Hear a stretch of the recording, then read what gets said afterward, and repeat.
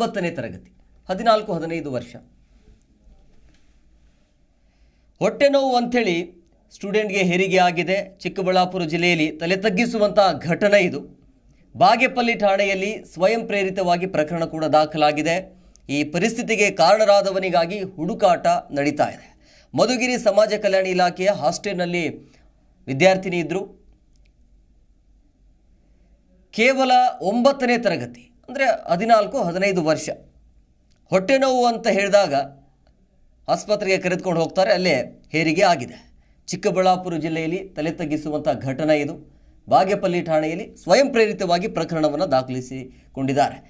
ನೋಡಿ, ಹೆಗಲಿಗೆ ಪುಸ್ತಕದ ಚೀಲ ಹಾಕಿಕೊಂಡು ಶಾಲೆಗೆ ಹೋಗುತ್ತಾ ಪಾಠ ಕಲಿಯುವಂತಹ ಜೊತೆಗೆ ಕಿಲಕಿಲನೆ ನಗ್ನಗ್ತಾ ಸಹಪಾಠಿಗಳೊಂದಿಗೆ ಆಟ ಆಡುವಂಥ ವಯಸ್ಸು ಇದು. ಕಿರು ವಯಸ್ಸಿನಲ್ಲೇ ಬಾಲಕಿಯೊಬ್ಬಳು ಗಂಡು ಮಗುವಿಗೆ ಜನ್ಮ ನೀಡಿರುವಂಥ ವಿಲಕ್ಷಣ ಜೊತೆಗೆ ಅನಾಗರಿಕ ಘಟನೆ ಇದು. ಬಾಲಕಿಯ ಪೋಷಕರು ಹಾಗೂ ನಾಗರಿಕ ಸಮಾಜ ತಲೆ ತಗ್ಗಿಸುವಂಥ ಕೆಲಸ ಆಗಿದ್ದಲ್ಲಿ ಕೇವಲ 9ನೇ ತರಗತಿಯ ವಿದ್ಯಾರ್ಥಿನಿಗೆ ಹಿಂಗಾಗತ್ತೆ ಅಂತಂದರೆ ಏನು? ಆ ಬಾಲಕಿಗೆ ಇನ್ನು ಕೇವಲ 14 ವರ್ಷ. ತುಮಕೂರು ಜಿಲ್ಲೆಯ ಮಧುಗಿರಿ ಸಮಾಜ ಕಲ್ಯಾಣ ಇಲಾಖೆ ಹಾಸ್ಟೆಲ್ನಲ್ಲಿ 9ನೇ ತರಗತಿ ವಿದ್ಯಾರ್ಥಿನಿ. ಆಕೆಯ ತಾಯಿ ಬಾಗೇಪಲ್ಲಿ ತಾಲೂಕಿನ ಗ್ರಾಮವೊಂದರಲ್ಲಿ ಅಂಗನವಾಡಿ ಶಿಕ್ಷಕಿ ಕೂಡ. ತಂದೆ ಕೃಷಿಕ.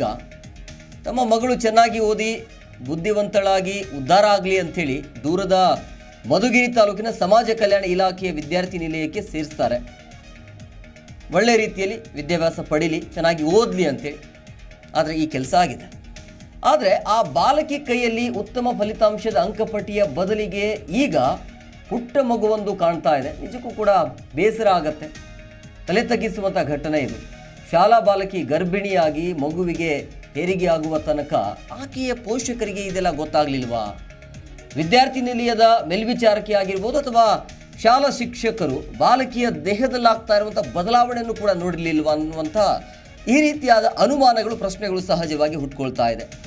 ಸೊ ಯಾರ ಗಮನಕ್ಕೂ ಕೂಡ ಬರಲಿಲ್ವಾ ಇದು ಅಂತ ಗೊತ್ತಿದ್ರೂ ಕೂಡ ಕಂಡು ಕಾಣದಂತೆ ಇರಲು ಕಾರಣವಾದ್ರ ಅನ್ನುವಂಥ ಅನುಮಾನಗಳು ಅಲ್ಲಿನ ಅವರ ಪೋಷಕರು ಆಗಿರ್ಬೋದು, ಶಿಕ್ಷಕರು.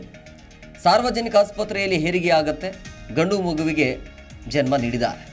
ಬಾಲಕಿ 3 ದಿನಗಳ ಹಿಂದೆ ಅಷ್ಟೇ ಹೊಟ್ಟೆ ನೋವು ಅಂಥೇಳಿ ತನ್ನ ತಾಯಿಯ ಜೊತೆಯಲ್ಲಿ ಬಂದಿದ್ರಂತೆ.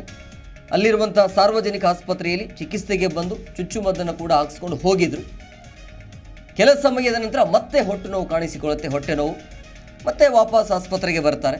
ಆಗ ಚಿಕಿತ್ಸೆ ನೀಡಿದಾಗ ಕೆಲ ಸಮಯದಲ್ಲೇ ಆ ಬಾಲಕಿಗೆ ಹೆರಿಗೆಯಾಗಿ ಗಂಡು ಮಗುವಿಗೆ ಜನ್ಮ ನೀಡಿದ್ದಾರೆ.